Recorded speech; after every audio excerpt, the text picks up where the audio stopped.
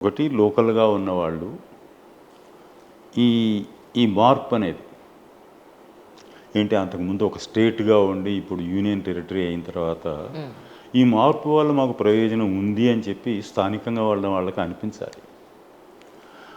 రెండోది వచ్చేసేసి అక్కడ ఆ ఏరియాలో టూరిస్ట్ ప్లేస్ అది అవును. అవును. బేసిక్‌గా కూడా. కాబట్టి న్యాచురల్లీ దాన్ని అడ్వాంటేజ్‌గా తీసుకునే అవకాశం ఉంది.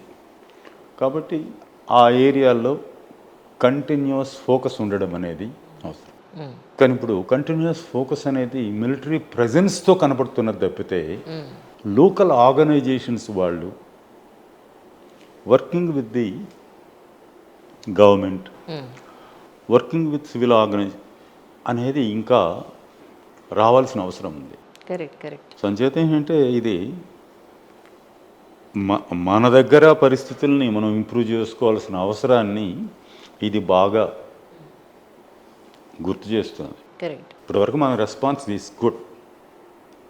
బట్ ఇక మనం చేయవలసింది ఏంటంటే ఇది మళ్ళీ రిపీట్ కాదని ఇక్కడ ఉంది.